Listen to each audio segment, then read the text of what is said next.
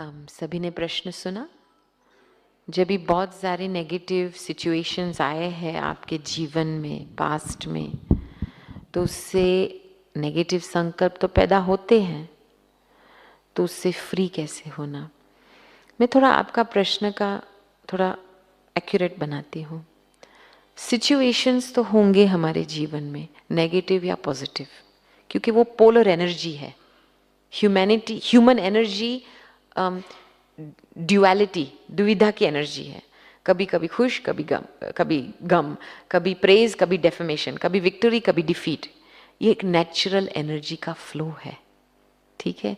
लेकिन हमने जब भी बहुत समय एक नेगेटिव सिचुएशंस में पास किया है, तो क्या होता है, हमारे में दुख भरता है।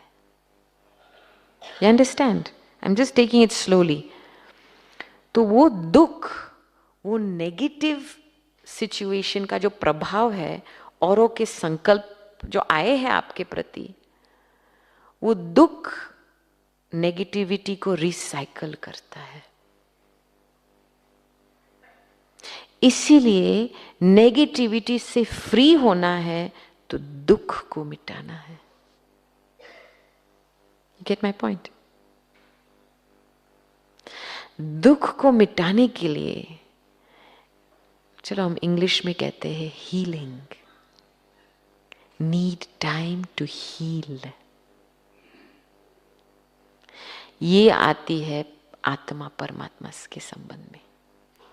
जो आप रियली इतना, आप एक बच्चा, छोटा बच्चा बन जाओ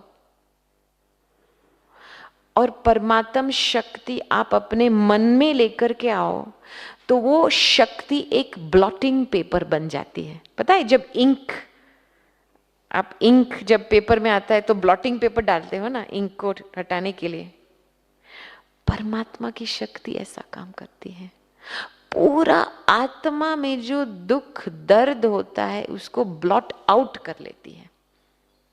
इसलिए उस संबंध को टाइम देना बहुत जरूरी है, बहुत जरूरी है। You need time out with your parent. चूस लेंगे, गारंटी है, लेकिन ध्यान चाहिए।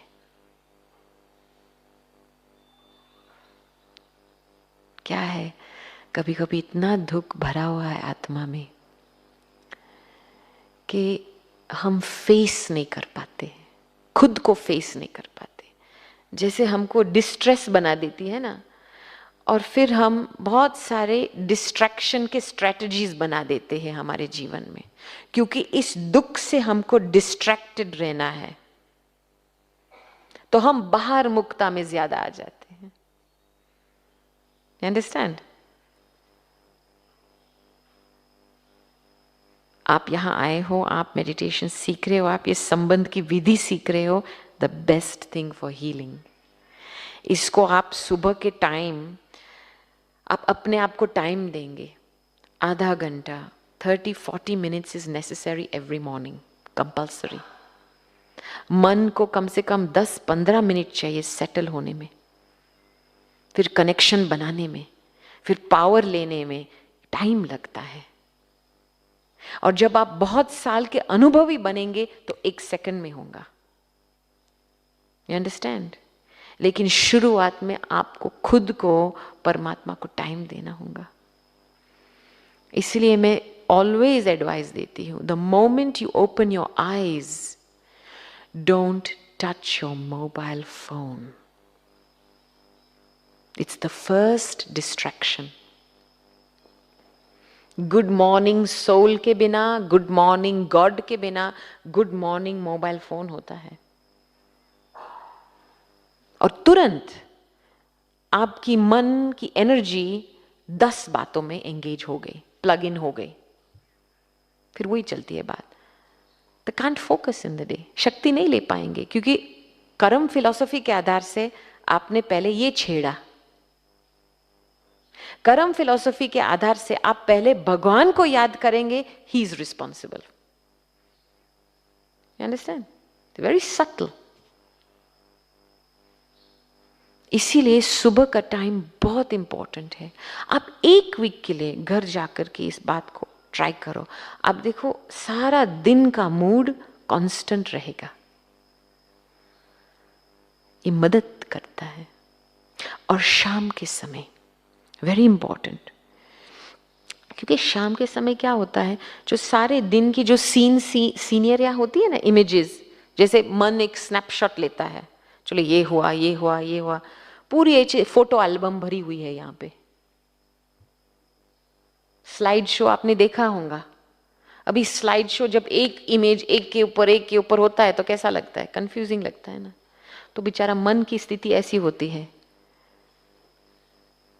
At the end of the day उसको क्लियर आउट करना है। ऐसी स्थिति में कभी नहीं सोना है। हम क्या करते हैं, काम से आते हैं सिर्फ टीवी ऑन करते हैं, राइट? टीवी ऑन तो और ज्यादा इमेजेस आए, फिर मन इतना भारी हो जाता है, फिर हम नींद कर लेते हैं।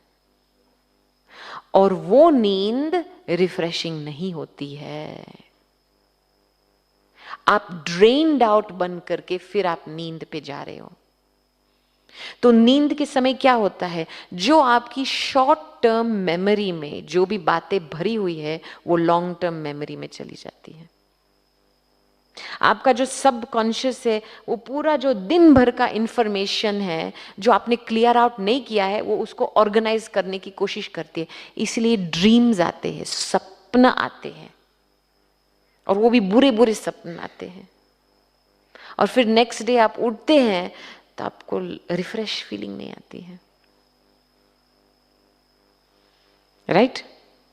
फिर वही एनर्जी से उठते हैं, वही एनर्जी दिन भर में एक साइकिल बन जाता है, डिप्रेशन का साइकिल शुरू हो जाता है। हमारी दादी ने हमको ये बात पक्की कराई है कि सोने के पहले थोड़ा योग करो, युक्ति रचो, थोड़ा लेटर लिखो भगवान को, एक योग करके मन को क्लियर बना करके सो जाओ। कभी थकान में नहीं सो, क्योंकि वो और थकान पैदा करती है। ओके